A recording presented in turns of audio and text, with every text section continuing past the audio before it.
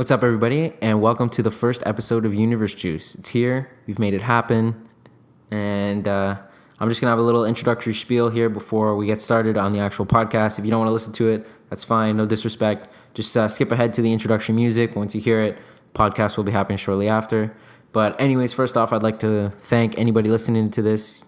You know, it means a lot to know that there are people out here listening to this, or else I'd be creating this for no reason. Means a lot that, you know, people are taking time out of their day to just listening to me talk to other people. Without you guys, it wouldn't be possible. I wouldn't be able to continue to do this, whether you're listening now or you're listening 200 episodes in the future, 2 years in the future, whatever it is. Doesn't matter. You guys are listening. I appreciate it. Thank you very much.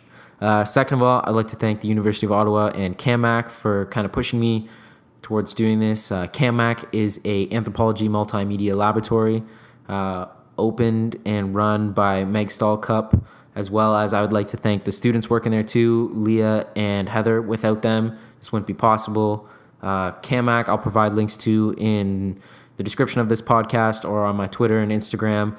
Multimedia laboratory, like I said. Really what we're kind of pushing for is the importance of art in our human world and in our human culture. You know, we're taking a look at visual, audio, hopefully what this podcast can be, photography, different skills like that, you know, that we want to incorporate. We still have a lot of big ideas. You know, we're still much approaching it from a drawing board sense. You know, it's not very concrete, but I think that's really powerful, right? That it's, you know, we're not so stuck in, that we can really do with it what we want. So we just got off the ground. If you want to give us a shout out or anything, you want to check us out, we're located at the University of Ottawa. So sorry to anybody listening to this in Cambridge that doesn't want to make the drive. But if you do want to make the drive, that'd be amazing just to see the laboratory. But all the people in Ottawa listening to this, we're in the FSS building at the main campus of the University of Ottawa. Either you can DM me on Instagram or Twitter if you want to get a hold of it, or, you know, you want to learn more about it. That'd be much appreciated. So I'd like to, that would be my last thank you. And now let's get right into the introduction. So I'm interviewing today Sebastian Narciso, who's been my barber for the past 6 years, you know, ever since I've had a barber. Sebastian and I have been going to grade school together probably since JK, junior kindergarten, which is a crazy amount of time to think about. Same age as me. He's been cutting hair for 6 years. And it's amazing to see where he started cutting in his garage, as we talk about, and him moving now into professional salon. You know, he's a professional businessman, regardless of his age or, you know, the way that he carries himself or whatever. I consider him a professional businessman. He's done a lot for his life. He's done a lot for himself. He's got some words of wisdom definitely to share about learning what it means to make it outside of the traditional path. You know, like he didn't attend university like a lot of other people have.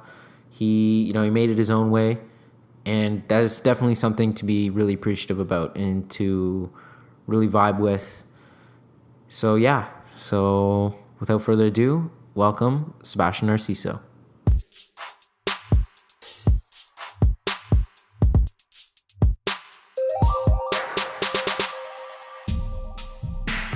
Okay, so what's up? So I got Seb Narciso here. Seb, how's it going, man? Not too bad. What's going on, Lucas? Not too bad. So I remember first coming to you for a haircut in grade 10, Miss Noon's class. Yeah. That was way like throwback first semester of grade 10. And I remember you always pestering me to come through for a cut, and then I finally did. And I remember it so vividly. I remember walking to your house. Yeah. It was cold as shit, and you had those like 3 heaters in that garage, that house like back behind Baptist, and you're just cutting hair. And I remember being done from it, and I'm just like, I can't believe that this kid in grade 10 is so good. Like, it amazed me, like, that you just picked it up, and it was, like, even from my grade 10 mind, like, it was, like, I was blown away by, like, the amount of skill. Thank you, bro. I appreciate that. Man, before people used to show up at my house, man, I used to have to turn those heaters on, like, an hour before they showed up. If their appointment was at 6, man, I'd be in the garage, and I'd turn on those heaters at 5. It was insane. Like, I remember, like, whenever you used to spray the hair to, like, just to get it wet before you would cut it, like, especially if it was long. It was like your hair would just get so cold and you'd just be like teeth chattering there. And I always remember like, okay, I'm getting a haircut today. I should probably definitely bring a sweater with me. Bring a sweater, and not just wear like my t-shirt or whatever, because then like I'll have to take off my coat, but at least I'll have the sweater on and it won't be so bad. But Shit, man, it's been a long time coming, and I appreciate you coming on, being my first guest. You were the person kind of right away when I had this idea of doing a podcast. You were the first person that came to my mind, just because you remain successful. Like, you were the first young person who had this idea and vision, so young, who is now, like, it's been what, 6 years now that you've been doing this? Almost 6 years, yeah. Almost. I started when I was 15. There, man. I miss those garage days, dude. I miss those garage days, but I don't miss the winter time. But it was good. That's where it all started, man. Yeah, you can't forget where it all started. It's good to throw back and see, like, you know, you have those, like, original customers that have been coming to you now, and it's so crazy how, like, our lives have changed, but yet we're still getting our hair cut by the same person. We're still coming in, like, once a month, making sure we feel good, we get faded, all that stuff. That's my dream, man. That's what makes me happy, is making other people happy. And, like, it's crazy, man, especially when I cut your hair or any of the guys' hair, anybody that I've been cutting since day one, bro. Like, when I'm cutting them up, it's just such a humbling feeling, man. And I'll look at their head and I'm thinking in my head like, holy shit, man, I've been cutting this guy for 5 years. I would have never thought that I would be even 5 years. Normally I go through phases pretty quickly. Yeah. Like, I'll fully indulge myself in one category, and then 3 months later it'll be done, man. But 5 years later, dude, it's crazy. This is just the beginning. Like, every day you got to push yourself, man. But it's definitely a good feeling. So, like, what made you get into it? Like, I've always been curious that, like, barbering is such, like, it's not an unusual thing to get into, but it's, like, definitely, like, off the path thing, you know? Like, not a lot of people are... like, that's, like, their goal, right? Like, a lot of people, you know, you have the doctor, lawyer, I want to do something helping people or whatever, but it was just cutting hair. Like, where did that come from? Everybody, well, not everybody, man, but growing up, everybody likes to choose the jobs that create the most money, even though they've never tried it, right? So when I was in grade 8, I really enjoyed getting my hair cut, and I was super into it, like, and I was kind of picky. My barber probably thought I was a pain in the ass, but I knew how to ask for a haircut. Like, I want a number 1 fade on the side with an edge up, with an inch taken off the top, and I want it to flow back and sit this way. Like, I was just super into it. The moment I'd get my haircut, I'd be thinking about the next haircut I'm gonna get, just so I could stay fresh. I was obsessed with staying fresh too, and I was looking at my barber and I was like, shit, man, that dude's a cool dude. He gets to talk to guys all day, make a living, and you're wise as a barber as well. And I was artistic from the jump. So when I was in grade 8, I thought, I could see myself doing that. But my parents, my dad especially, he always pushed me, oh, you're going to go to college. You're going to do this. I never went to college, so you're going to go to college. He said he had this route set out for me. So that's why I never pursued it.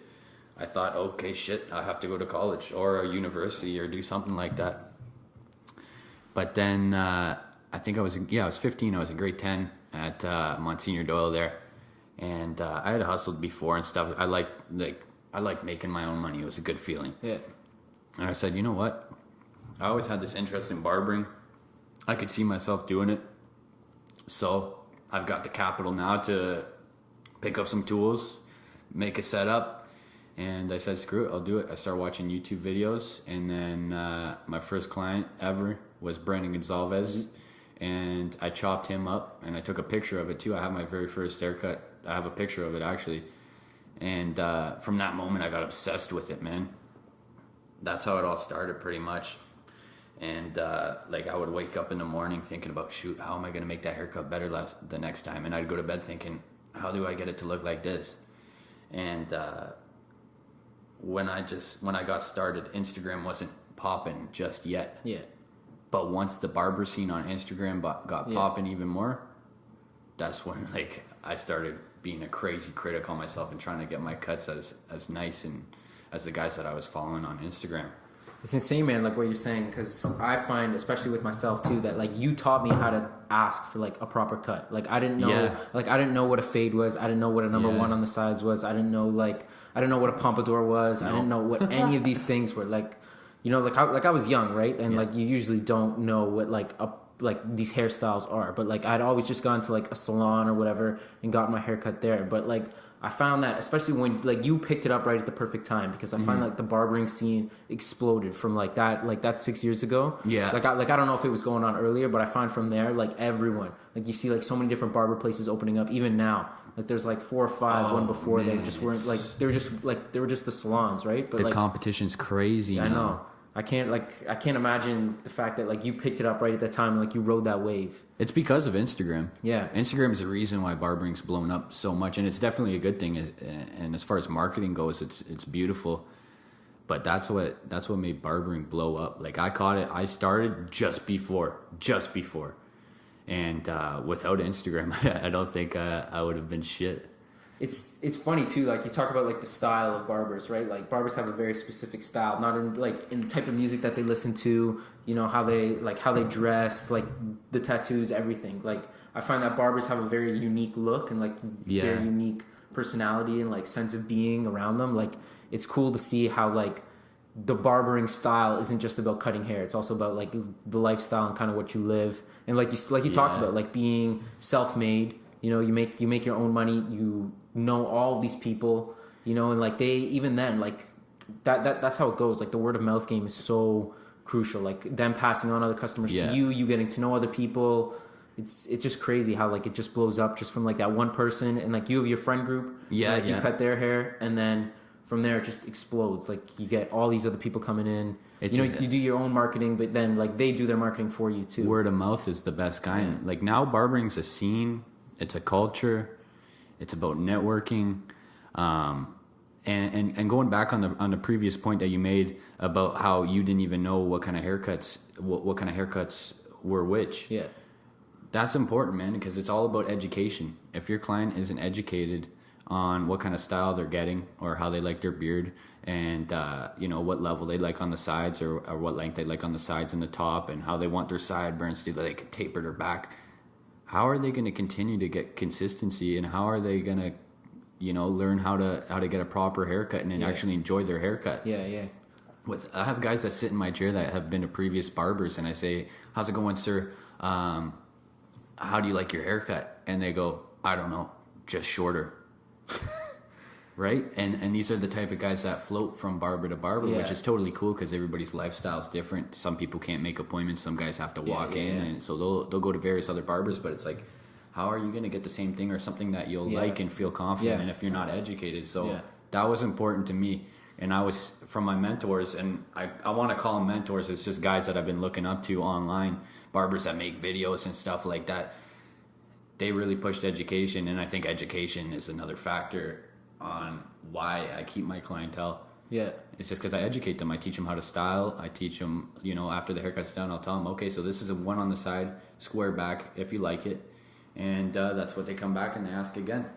Like you had to educate yourself too. So it's like you, like through you teaching them, you're also teaching yourself too, because you learn about different clients' tendencies, what they like, what they don't like. You know, I can't even imagine like how many haircuts you cut in a day, but like I still find that like you remember my hair, like you remember the kind of haircut that I like, which is insane. Like I can't even imagine the amount of people that you go through, and then having that memory of like, this is the style, this is like the art that I want to create on this guy's head. Like it's really weird, man, because you'll sit in my chair this week and we'll have a conversation, right? Yeah. And then a month from now or 3 weeks from then, you'll sit in my chair again. And the moment, it's not even the face. I'll see the face. Obviously, I know who you are. We've known each other for years. But the moment I look at the hair, I see the way your crown turns. I see the way the hair grows.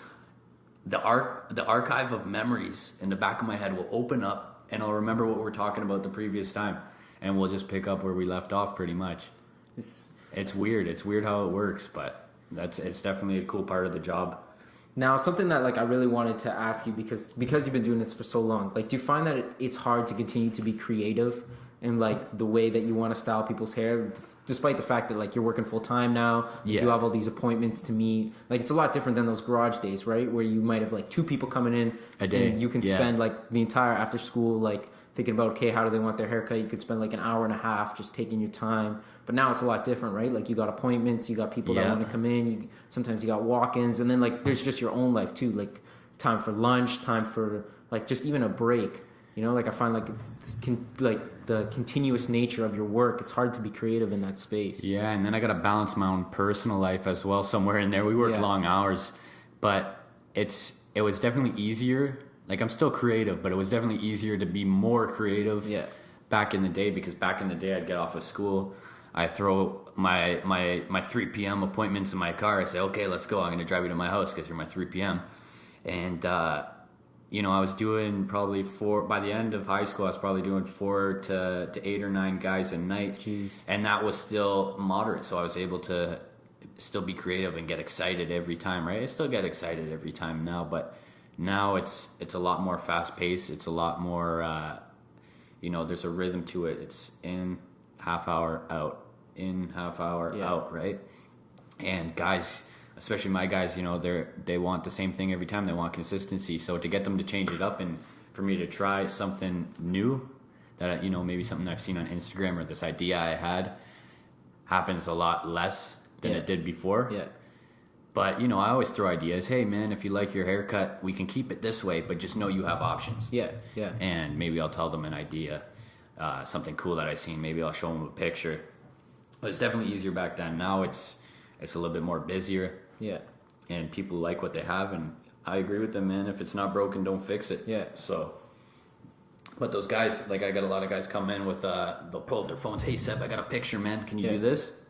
When somebody says they got a picture, man, that's when I get excited. Yeah. Because I know it's going to be something a little bit different. It's not going to be your typical 2 on the sides, finger length on the top, square burn, square back sort of thing. Yeah. But yeah, and you were mentioning my boys earlier, my close group of friends where they were like the guinea pigs, man. Yeah. And without those guys, I wouldn't be nowhere either because those guys had faith in me to even try cutting their hair, right? And they let me do it over and over and over again until I got it. So big ups to those guys. Do you have one time in your mind, like you don't have to mention like any names or anything, but do you have one time in your mind where you're just like, shit, man, that was a terrible haircut that I just gave that person? Or do you feel pretty satisfied with like every cut that you give? There's one moment, man, and I hope he's listening. Cameron Flaherty. So I was cutting in the shed at this point in my house. I think I was in grade 11, maybe. Yeah. So I went on Amazon. I ordered some thinning shears, right? And so I cut his hair, and I cut the top to the desired length, and I started hacking away on the top with the thinning shears, really just trying to thin it out. He's got some really thick hair. Yeah. But at this point, I wasn't educated on, how to thin out the bangs. Yeah. So throughout the whole haircut, you want to go mid-root and cut with the thinning shears. I went to the mid-root on the bangs and then left the bangs with long layers and short layers poking out of the bangs. It was so noticeable. I said, yo, I'm so sorry, bro. I got to cut it all to this length, the shortest length that we have here. And that's the one I remember the most. That was crazy. I never touch bangs with thinning shears anymore. If anything, I'll point cut them or something like that. But ever since that day, I've never done it, man. I had such a pit in my stomach, man. My palms were sweating. I hope he's listening because that's a joke story. He probably forgot about it until now. It's like the other thing too about hair that like is pretty nice is that like it always grows back, right? Yeah. Especially while you're young. Like for older people, you might not be so lucky, but especially when you're young, like the hair is always going to grow back, right? So even if you mess up, like, you don't have too much to worry about because and that's kind of like another point that I wanted to touch on too about like. Because barbering is like such a temporary form of art. Because like this picture that you create when you take a picture of the cut, in an hour the hair is already starting to grow back, like minuscule. Oh, yeah. But then like I know with my hair, like overnight, there's a complete difference. You can tell. You can tell from like the day that I got my cut, like day 0 to day 1, and like my hair grows so fast. Like I know for me that in a week, if like I feel personally, of course other people might feel different. I feel like after a week, it looks like I didn't even have a haircut anymore. That's just because like my hair is so thick. Yeah. And it grows so fast. Like, so how do you feel about that? Like the fact that like your art is only so like temporary. That the fact like a day later it might look completely different than like what you already had in it. Those of you guys who don't know, Lucas is getting a skin fade most of the time. And skin fades are in right now. Yeah. But skin fades, they grow back quick and you'll notice them because your sides of your hair, it's going to be skin. And the next day it's going to have a prickle and you'll feel it. The first day it's going to feel like a bowling ball. And the next day it's going to feel like sandpaper. Yeah. But as far as them coming back and my art being temporary, I like it because then we get to change it up if they want. And they're a repeat customer. I get to continue talking to them. And also, it's money. If I cut somebody once and I never see them again, man, I'll be broke as a joke. It's funny too because like, you have these pictures like a painting, for example, right? And like that's like that painting that you create, that's it. Like you can't like if you put that painting in a museum, you can't go back and say like, oh, I just want to change this or just want to change that. Like for the most part, that painting is a finished product. Yeah. But like for your haircuts, it can always change all the time. So like, I find that really interesting how you talk about the fact that like it's important for people to come back and to get that redone and to retool. You know, you might not have to completely change the process of cutting that one specific person's hair, but you have like you can have new ideas, right? Or new tips, new tricks, like different things. They might come back and say like, oh, like you cut it too short that time. Like I want to cut a little bit longer on the sides or whatever. So like I find that like really interesting how you talk about the fact that it's important to be like it's important for your art to be temporary and for it to come back. It is in this business. It is, man, and like if they don't come back, that's definitely a bad sign. Bad sign for me. There's always room for adjustment. So what do you feel is like the most difficult part of like the hair cutting process? So like, do you find like as soon as they walk in, like, and they first sit down, like, is that the hardest part, or is it like closer to the end, getting like all those finer details right? Like, what do you feel is like the most difficult part just to get started? The hardest part is figuring out what you want, and how you like it, how you're envisioning it. Because I need to do it the way that you're envisioning it. So that's the hardest part. We need to have a thorough consultation. I need to figure out what you want, and then I can continue cutting. The techniques and stuff like that, they can get tricky, but with practice, you can do that no problem. The hardest part and the thing that changes the most is consultation. We just need to keep that consistent, and I need to figure out what you want. Yeah, communication is definitely, like, I know for me, speaking from experience, communication, like, with my barber was definitely the hardest part to learn. And, like, even now, like, I'm still learning, like, oh, like, I may have said what I wanted, like, in a way that, like, you interpreted, maybe not wrong, but in a different way that I wanted, or, like, I may have missed out on a part that I wanted to tell you about, like, cutting my hair this way. Yeah.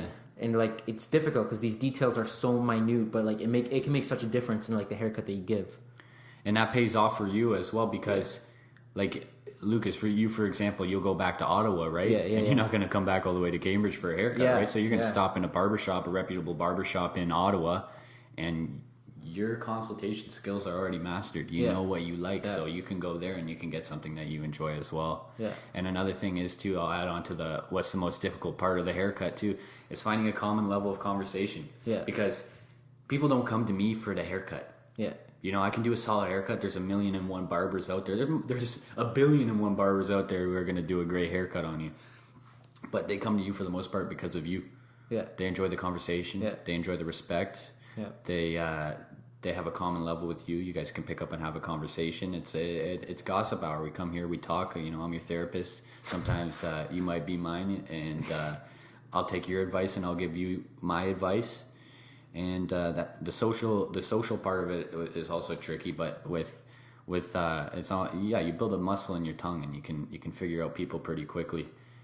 It's amazing too, because like if I come in for a haircut, like the thought often crosses my mind, like I wonder what we're going to talk about today, because I feel like it's always something different. Like a lot recently, especially because of me like starting this, like our both mutual like admiration for like the Joe Rogan podcast, which helped to get like this started as well too. Like we have conversations about that, but like it can expand from anything. Like it might be something that we just heard on the news, or like a documentary that either of us might have checked out, or like it can, and then it can go like the world from that. Like you ask me how my parents are doing, like how my girlfriend's doing, and like of course I appreciate that, and like then the conversation builds from there, and like I'll ask the same for you, like your parents, your girl, like it just personal. Goes from we become, well, me and you have never been client and barber. It's always been friend and friend. But for certain people, it starts off client and barber. And then, you know, four haircuts later, we're friend and friend. And that's how that starts. Me and you we'll talk about anything, man. We'll talk politics, we talk conspiracy, we talk current events, man. Like that's my favorite. My favorite are all three of those topics. Those are my favorite to talk about. And some guys, they probably sit in my chair and they're like, oh my God, Seb's gonna friggin' make me think later. And I've had that before, man. That's what I like. I like learning things that will make you question everything. So that when we have a good chat about it, I've had clients say like, Seb, you just blew my mind. Or like this week somebody says, Seb, every time I leave here, I'm leaving thinking. I think that's great. Like I think the fact that like you're so open about what you want to talk about, and like you're not so shut in or introverted about like what you're like you'll bring up alien conspiracies, anything, like nothing is no holds bar for you, which is I think is amazing skill for anyone. The fact that like you are open to talk to anyone about anything. I just don't care, man. I'll talk about anything as long as it stays within the lines. I don't want to offend anybody, I carefully word things. Yeah. Even today, man, I want to get into some nitty gritty, but we got to carefully word some things so that we're not offending people. Yeah. And that way we can have not a debate, but a good conversation. Yeah. I don't ever debate anybody, but I want to have a rational conversation with somebody about a hot topic, something controversial, maybe something new. I think that's like such an important skill, because like everything that's going on in the news now, like it's insane, right? The fact that like, what a freak show! I know, man. Like literally freak party, as Joe would say, freak party. It's like it's insane. The fact that like Virginia, bro. I know Virginia this week. Like it's insane. Just kind of what, like like things that like you're not supposed to talk about at all. Yeah. Whatever, and like you want to like, and like you said, like you of course you want to be respectful, and I think that's number one is the most important thing. Absolutely, is you don't want to offend anyone, but I think that's important to have open conversations, and they help, like they push the culture forward. It balances people, man. Yeah. Sometimes I had a conversation with the old guy at the shop one time, and it was regarding cannabis legalization. Yeah. And he was an older gentleman, and he was putting down cannabis 100%. And he was saying, well, what are people going to do? They're going to go to work high. They're not going to be able to do their job. Yeah. They're going to be lazy, this and that. And I was thinking in my head, wait a second. The same people that are going to go to work high are the same people that already go to work drunk. Yeah. You know what I'm saying? So it's just, if you're able to throw balance respectfully in a conversation, maybe they'll be able to look both ways on a one-way street. I remember that's like, important. It's cool that you brought that up, because like I remember talking with my dad about like the minimum wage increase that like they just announced for Ontario, and like wherever you stand like on that issue, it doesn't matter. But like I remember like we went back and forth on a lot of things too, because I'm not necessarily for it, but like I feel like a lot of times like we ignore kind of like the pro points of it, and like that's what I brought up with my dad. I'm just like, well, here are these points that like might encourage the fact that like a minimum wage increase is good. Like whether it will actually be good or not remains to be seen. Even if Miss Wynn stays in power, well, that like again that remains to be seen. But she like, won't be. But but just having that conversation, I think is so crucial. Just to be able to be open, like with my own dad, like who I obviously am very close with. Yeah. But like even if our political views differ, we can still come literally to the dinner table and sit together, break bread, and like nothing will have changed between us. Like not to take these issues so personal to heart. Like obviously some issues are very personal to some people, and it's good to see that like that's that their emotion, problem though. Yeah, that emotion come with it, but like you don't want to have that always in your life. Like you want to be able to put that to the side a little bit, sit down with the person you're having a conversation with, and just have a good time too. You shouldn't be taking things personally, man, especially when it comes to current events and politics and any conversation really. Whenever there's two different opinions, you should never take anything personally. Yeah. And I think it's like you said, man, it's important to look both ways on a one-way street. That way we see pros, we see cons, and everything is balanced. And I got the perfect example for that. I was talking when I heard, what was it, January 1st or whatever, minimum wage in Canada is going to go up to $14. Is that correct? I think so. I'm not too sure, because I know it's a staggered increase. Like it's not going up right up to 15. 14 in January, 15 the following year. Yeah. If we're wrong, I'm sure somebody will correct us. But fuck it. So I thought, because I'm in the market looking for a house, and I was looking at the house prices, and I was looking at what people are making, and when I first heard minimum wage is going to go up to $14, I thought, oh great, because minimum wage is going to go up, everything else is going to go up, and maybe those figures, those incomes for everybody is going to balance out, and it's going to match the prices of homes and everything, all the other resources that are up at the top there. But then I thought it was a great thing. So for minimum wage goes up, everything else goes up. Prices, your Timmy's coffee is going to go up, your sandwich at Subway is going to go up. But I was talking to my buddy Chris, and he's a welder. And his company, they sell products out of the country. Yeah. So if minimum wage goes up, that company's losing money, and they're selling their product for the same price out of the country. Yeah. Also, and he was the one who opened my eyes about that, because I thought it was such a good thing for the first couple days without looking at the other side. Yeah. And then he told me that, and I was like, oh shit, you're right. Also, any business, any trade that has apprentices or anybody training, my business, for example, somebody who has no clients, you know, if they want to make money, they have to get paid hourly. Same thing with any other trade. Who the hell is going to afford, what kind of small business is going to afford training somebody for $14 an hour? Yeah. With their products staying the same price, or their services staying the same price. That's hard, man. I know it's difficult, and like that's what my dad said too. Like my dad runs a small business too, and he's concerned about his own costs too. Like it's everything, right? Like the price of hydro, especially now, like the price of hydro is so expensive too. Water, all the other bills that he has to pay for, internet, phone, all this stuff that he has to worry about just in his business, right? So like that, like he's coming from that perspective, right? As a small business owner, which like minimum wage would be the most to affect. Like we don't really have to worry too much about like the bigger corporations, like McDonald's can take, like I believe, I don't know about the economics, I might be completely wrong, but like I believe that McDonald's can take the hit. Like they can afford to like even they're big, man. Yeah. They'll so take it. Like they're huge. Like those are like the huge companies, but like the small business people are the people that it's really going to affect. The people that employ like 3 part-time people, if you have like a little coffee shop or whatever, like those are the people where it's really going to affect. Where the fact that like you're going day to day, especially if you're just starting out, and like $3 more that you got to pay somebody is a lot of money.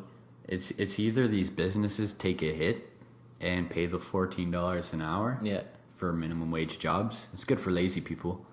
Or they make the investment into artificial intelligence, and McDonald's won't hire anybody. Actually, I'm thinking about this again, man. McDonald's, they're gonna push the artificial intelligence, man. There's only gonna be one person there for quality control.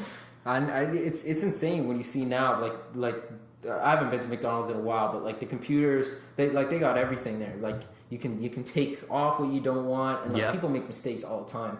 Like I remember telling a story actually that was told to me. Sabrina's sister, she came to me and she's like had this story about McDonald's because she doesn't want anything on her burger, right? She just wants bun, patty, bun. So like no ketchup, no mustard, nothing. And like she ordered the traditional way, like no computer, right? And like she told the people, and completely wrong, like 3 or 4 times, completely wrong. And it's like it's just insane the fact that like we're already correcting for human error.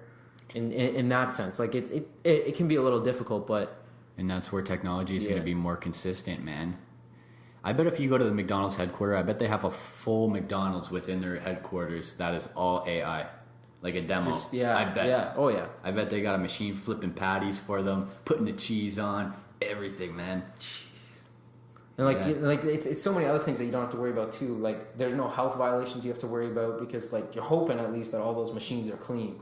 Like I don't know who's cleaning them, but like you don't have to worry about hair. Yeah. You don't have to worry about like any other stuff that humans have to deal with on a daily basis, just being a part of being alive. But like if the machines are taking care of all that, no germs. I know. Yeah.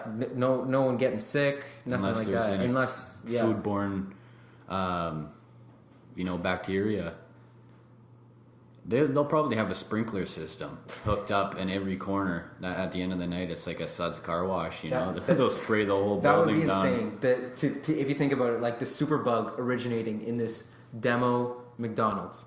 Like if the superbug that wipes out the rest of humanity, this huge virus that like all of us are worried about that's going to come eventually. It starts from that McDonald's headquarters. Just the fact that it's too clean. The next pandemic. Yeah, just comes from this one McDonald's in the headquarters. Yeah, that won't be good for McDonald's. How do you feel, like, speaking about technology, how do you feel that, like, technology has changed your business of barbering? Like, it's been around since, I'd probably say, like, the biggest barbering movement came in, like, the 50s, the 40s. Like, if you want to start there for haircutting.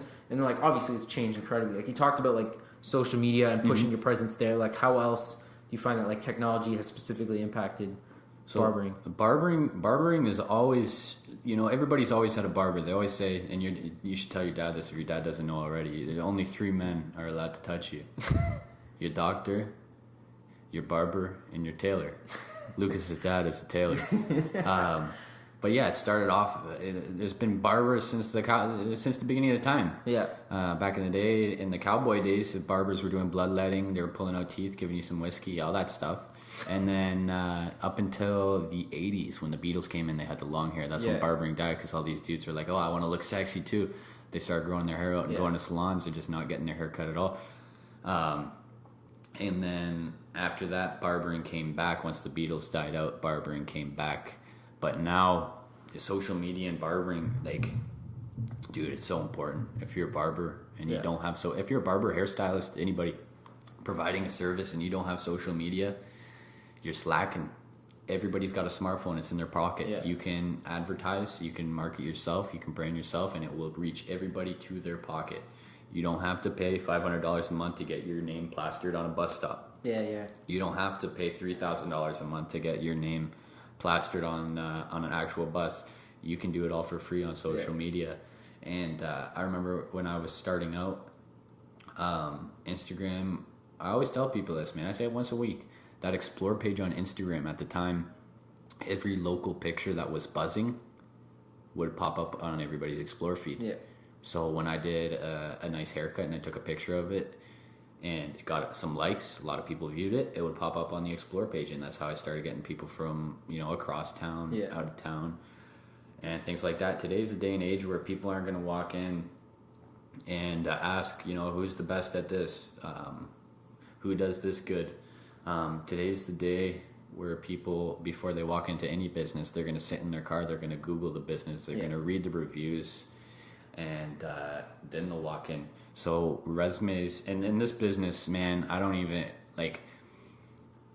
when I'm a boss, when I'm a business owner myself, I'm not going to look at a resume. Yeah. I'm going to look at an Instagram page. That's insane, but it's the truth, right?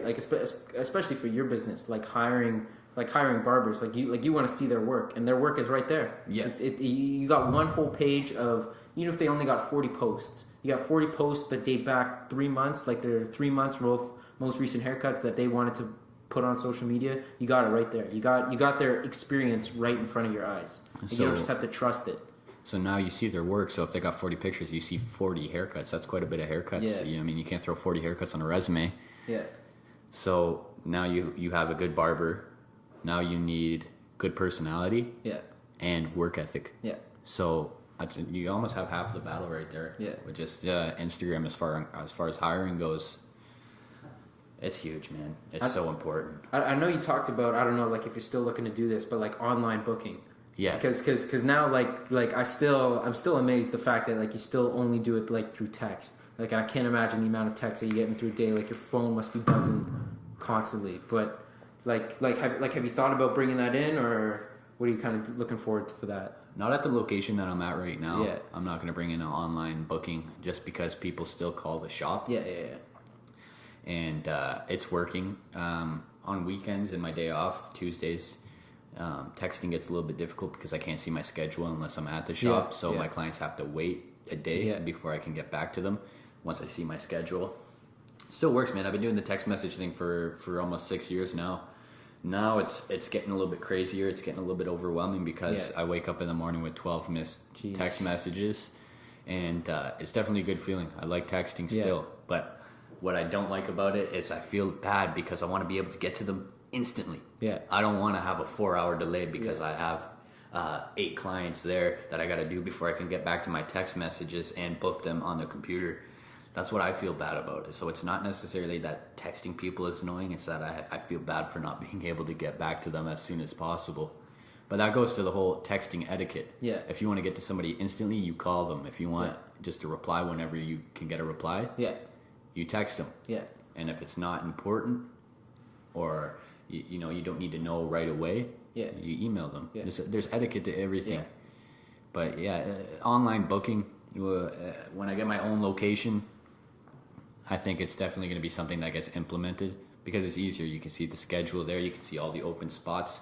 Through online booking, you'll be able to send a reminder text message or email saying, oh, hey, by the way, your appointment's on this day. Yeah. Or, if I'm sick, which is rare, because I normally will work through my sickness anyways. Jeez. But I have phone numbers there. I can call back people and give them some courtesy. They're not gonna walk to the shop, and I'm not gonna be there. Yeah. If you're a barber, if you're a hairstyle, if you're anybody who does a service, and people are coming to you for that service, and if you're not there to provide that service, go work at McDonald's. It's like it's unbelievable, man, that like the fact that like you're already building these ideas for like what you want your business to be. Like have you thought about like opening up your own place? Like I can't imagine like the difficulties going through that, like applying for a loan, looking for the right spot, even if you want to do it like here in Cambridge or you want to go elsewhere. Like I tried, how long ago was it? It was 2 years ago. I was going to open up shop in Southworks Mall. Yeah. And I know the owner's daughter, and I cut his son's hair. Yeah. And they're super nice people. Man, he raised those kids right. They're super smart. They're super respectful. And I didn't know what was going on in the background, so he was able to hook me up a super good deal. And I mean, you can't pass up a deal like the deal he was offering me as far as rent goes. So I got the blueprints for the location. I picked a location in the mall, super nice loft style. That's nice. 2-story. And I had the blueprints and everything, man. I had a plumber and electrician go over for a quote. And it was a big job. The plumbing job was big. We were going to have to excavate quite a bit on the inside there to get the plumbing in there. Yeah. And it was going to be a $7,000 job. Jeez. Which is fine. But I learned that location was only going to be there for a year. Because now Southworks Mall is closed, right? They're putting, condos in there? Yeah, and a tech company from Waterloo or something like that. Yeah, I think so. I thought too that they're like, I don't know if this is true or not, but I heard that they're also planning to put in like restaurants and like a nightlife area. They should. They're trying to like build it up. Like I guess because like Cambridge is expanding, like we got a young population of people coming through, so they want to make that area kind of like an entertainment district. I'm not too sure if like that's true or not, but like that's what I've been hearing too. They should. If it's not true and they're listening, you should definitely open up a good club around here, man. There's too many people doing drugs, and it's because there's nothing to do. Give these kids some sort of nightlife. But that's why the deal was so hot. It's because the dude already knew that he was going to sell it, and he was just trying to help me out, which I appreciate. Yeah. But I had to decline the offer for a $7,000 job. I was like, forget about it. I'm going to go learn the business elsewhere, and just gain more experience before I make the plunge. Yeah.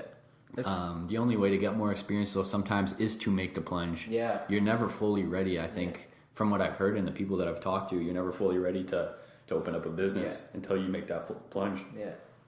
It's like, it's crazy to think about the fact that like you're so young, you already think about like opening up your own business. Where like me, like I'm going into my 3rd year of university, and like last year I just learned how to like cook for myself. Like, and that was my big accomplishment. Like you, like I admire you a lot for like your perseverance and like you going through this. Thank you. Like that's a lot of why like I wanted to start this too, because like I want to start my own thing, put my name on it, be like something that I'm proud of, and know that like if I do build this up, like I built this up from nothing. Like I just started with these 2 microphones, a computer that I have in front of me, and then sky's the limit. So that's what like I admire you a lot for doing that, and like having the I guess just the willpower to like be so not like strong-headed, but like so you're persevering so much just to be able to like this it'll be yours. Like you'll have all these cuts. Like when you open up your own place, you'll have it's yours. I hope so. That's the plan. Greatness doesn't happen overnight. Yeah. And like you said that you're in university, you're in your 3rd year, right? Yeah, I'm going in. Yeah. So that's an investment too, right? Yeah. So you have to look at things both ways, right? So you're doing anthropology in university. Yeah. You've invested. How long is your program? It's 4 years, right? 4 years. So you're going to invest 4 years of your life, and then after that, you're going to get a job and you're going to get paid, right? Yeah. And it's going to pay well because you're in a good program and you're a smart ass dude. That's right? the hope. That's the hope. That's what I'm hoping for. And you're ambitious as well, because we're having this conversation here on this wicked idea that you came up with. So you've invested 4 years. Yeah. And then you're going to start working and pursuing a job in the path that you've already pursued. So I've invested almost 6 years, and I'm getting paid now. Yeah. Right? Yeah. But it's the same thing, because I invested I learn every day. It doesn't matter what you do in life. You should be learning every day. You should. The moment you think you're at the top is the moment you're at the bottom. Yeah. That's why it's always important to stay humble. Yeah. And continue learning. Mm-hmm. I don't think I'm shit, and I'm not shit, because I'm my worst critic. Yeah. I want to keep growing and growing and growing and growing. That's the way everybody should be. Yeah. If they wanna, improve. But it's investment. I've invested this time to get where I'm at so far, and you've invested this time and this money to get where you're at so far, and it's both going to pay off at the end. It's just two different routes, but it's the same. Yeah. It's the same. It's the same theory behind both of them. Yeah. You're investing time and money, and I've invested time and money. How do you feel that like you deal with criticism? Because I know like even with this, like I'm sure that like I'll face maybe not a lot of like direct criticism, but like you get like the chirping in the background, like, oh, this isn't like a smart idea, like who does he think he is? This guy thinks that like he's Joe Rogan, whatever, like having these people on, and it's fine. Like I'm trying to prepare myself for that. I know like when it does, like when it first does happen, I'm hoping it never happens, but like you can't go through life thinking like naively. Like I know it will happen, so I'm just kind of like as much as possible preparing myself, but I know that I won't be fully prepared until it actually does happen. Those people, if they have time to open their mouths and create a negative comment, they have too much time on their hands. I know. They shouldn't. Yeah. They should be working harder. In this business, there is going to be criticism and hate forever. Yeah. People, I remember in high school, man, somebody told me, I'd hear from other kids saying, oh, Seb's whack. He can't cut. I'm going to go somewhere else. Why would I go to him? He's not licensed. Yeah. That didn't stop me. That just made me thrive even more, because those people have too much time. They're hating. That's I feel sorry for them. Yeah. They should be looking at things optimistically. I still deal with it today. I dealt with it a couple weeks ago.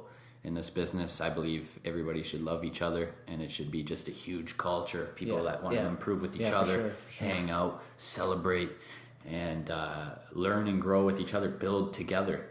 Back in Europe, my boss, he's European.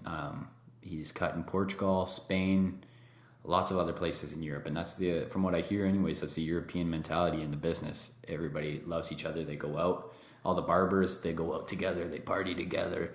And I try and reciprocate the same thing.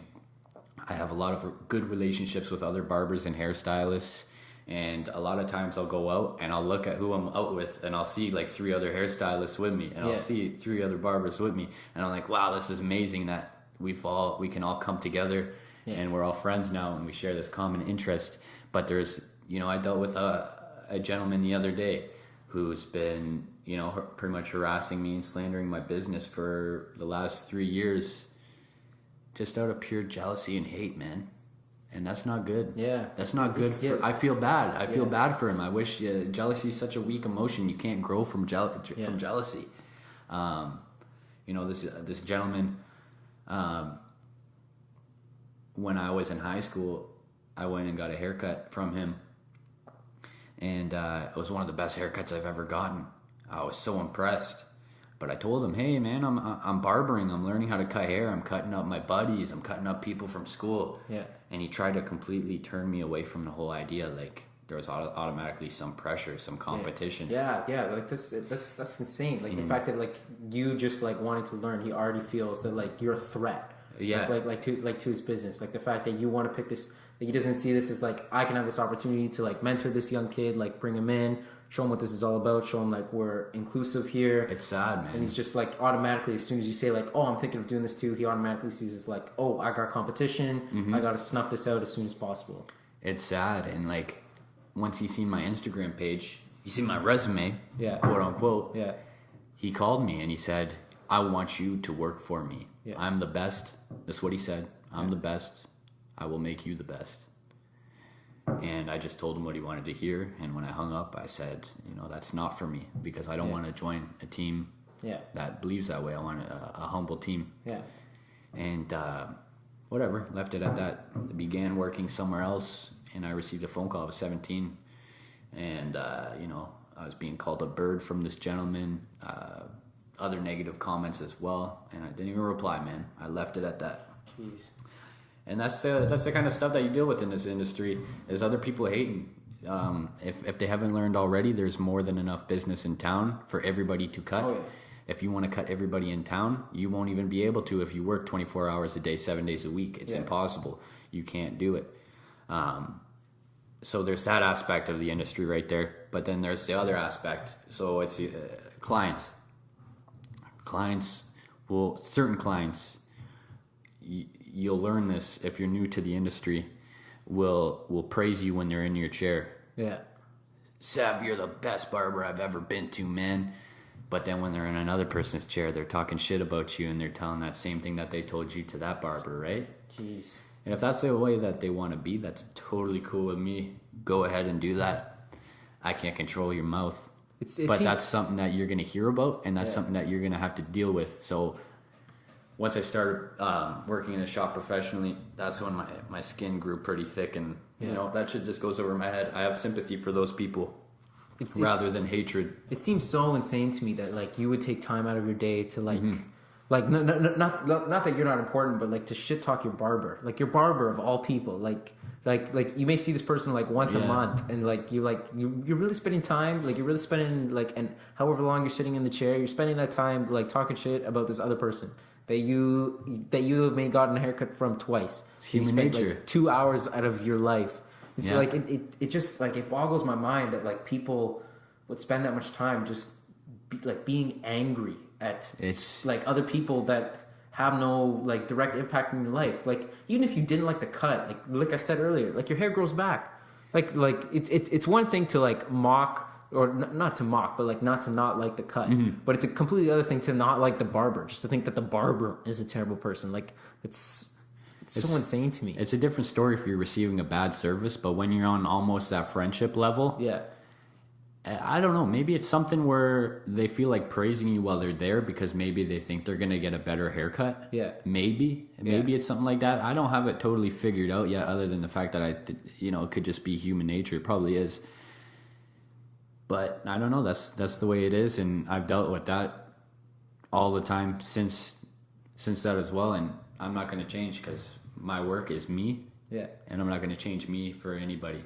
If you don't like the haircut the one time, come back and explain that to me, and we'll tweak it. We'll fix it to the way that you like it. If you're a first-time client, before you get your best haircut from your barber, whether it's me or anybody else, by that third haircut, you will receive the best haircut.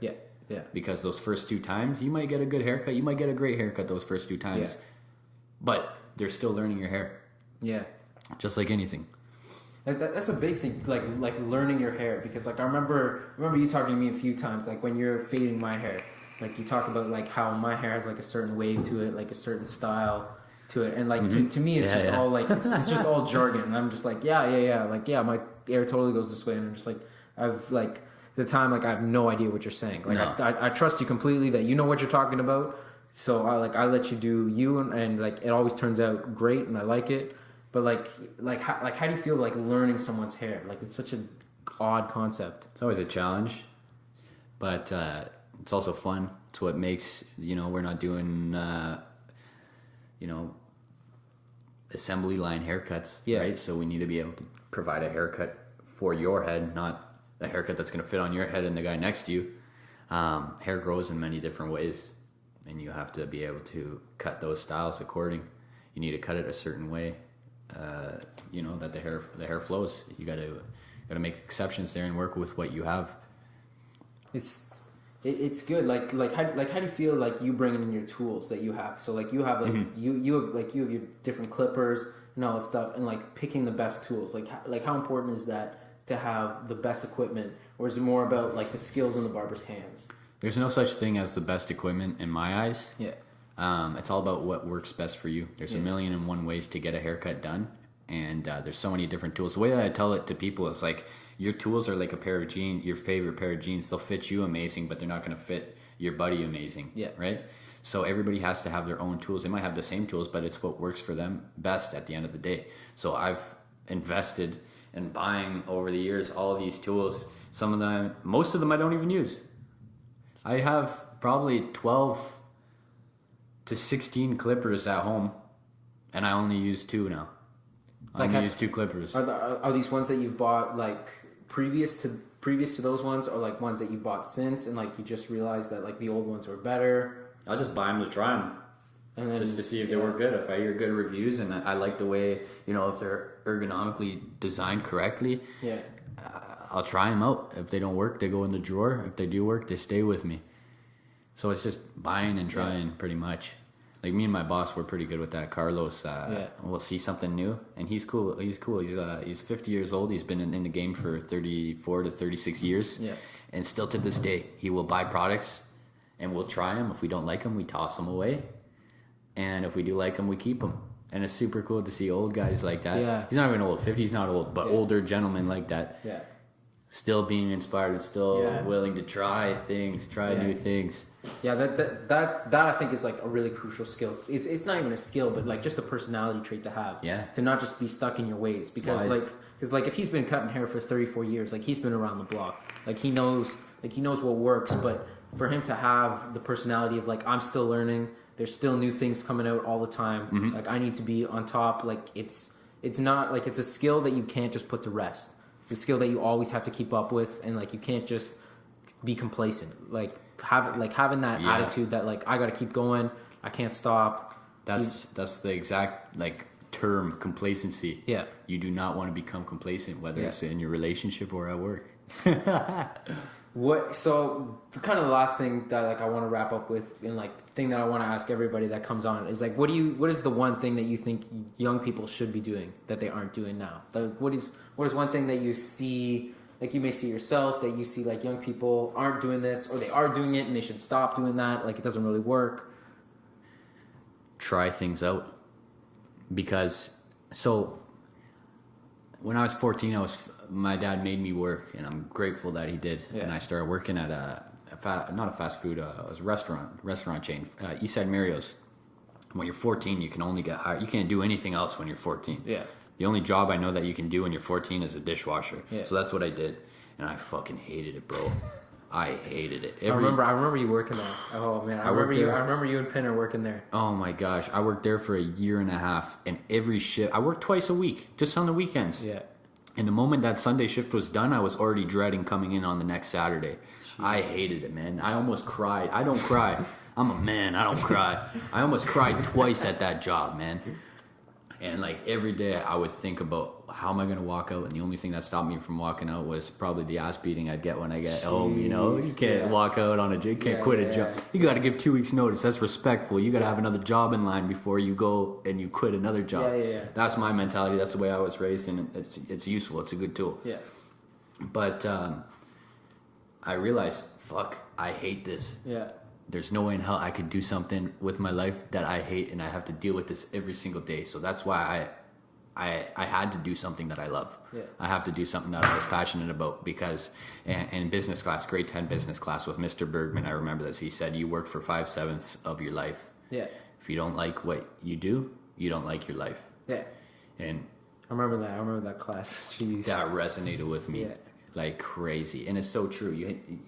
You don't want to work for the weekend. You don't want to work for what you're going to do after work. You want to enjoy your whole day as a whole. So I think even if you don't know what your passion is, even if you don't know what you love to do yet, you should try out things. Yeah. Try out everything you can try out. Take advantage of those co-op placements. Yeah. Take advantage of that. That's important. You need to find out what you like and pursue that. If you're passionate about it, that's it. Go forward. Even if the job doesn't, you go on the internet and you search, what's the annual salary of this job? Yeah. And it's $20,000 a year. A lot of those jobs, you get out of it what you put into it. Yeah. So if you love it, that extra work isn't going to be extra work. Yeah. So that average that they have online for a lot of these service careers, anything like that is useless, because if you love it, the money will come. Yeah. I think I think that concept of working for the weekend, like I see it a lot too. I work for the city in the summer, and like honestly, it's not like a bad job. I can't complain. It's a great summer job to have like, but I work 7 to 3 Monday to Friday, and I see people that have been working for the city for like 20 years, and every single day they're waiting, like every single day they're waiting for that 3 o'clock time. You're wondering how do you do that? Or on the Friday, like they're waiting, and then it's the weekend, but then they got to come back in at 7 on Monday, and like I can't imagine, like for my life and for anybody else that works there, like working 7 to 3 Monday to Friday, and there's no change, like they have no variance in their life, and they've been. Like they were hired there maybe at 21 years old, and they've been working, and now they're 50, and like they're, you know, they might be approaching retirement, but they've been working at the same place, doing the same thing every single day, and like you said, all they're doing is they're working for the weekend, or they're working for that 3 o'clock time, and they can clock out, go home, but then they have to wake up and do this same thing all over, and like there's no variance. Sad, man. Yeah. Man, after working those shitty jobs, I can't, and you know too, because you're not doing something you enjoy right now. I can't imagine doing that for the rest of your life, right? And I remember, you remember the course Civics and Careers? Oh yeah. I remember, like, perfect example. I remember we had to pick a job, something that we wanted to do. Yeah. Everybody was picking. I want to be a doctor. Doctors make $150,000 a year. You get an A because you picked a good career. Yeah. When I told the careers teacher that I'm going to be a barber, I'm going to open up a barber shop. Yeah. She gave me a cringe face. Yeah. And she said, well, on the bright side, barbers always have good-looking wives. This is what she said, dude. Jeez. Online, I think it said that the annual salary for a barber was $34,000 a year. I'm grateful to do more than that. Yeah. And it's because I love it. And it's because you're able to push and you enjoy it, right? And there's a negative stigma around certain jobs, but if you love it, fuck it, do it. Doesn't matter. Your time and your enjoyment is much more. It's more worthwhile than the paper. I think what's the quote? It's passion over paychecks. Yeah, that's the quote. Yeah, I remember you saying that to me. I think like that right there. That's the perfect way to end. I want you to plug your shit, plug your Instagram, your Twitter, anything that you want to plug, where you're cutting at, how people can reach you, any of that stuff. Go. So Instagram.com/Seb's Barber Life, SEBS Barber Life, one word. And then I'm located in Cambridge, Ontario, 120 Dundas Street South, Monte Carlo Hair Salon. Give us a call, shoot me a text message. The details are on Instagram. Thanks for having me, bro. I appreciate it. That was awesome. It's a wrap. The first one's done. I'll see you guys next time. Perfect. That's it. Ciao, ciao.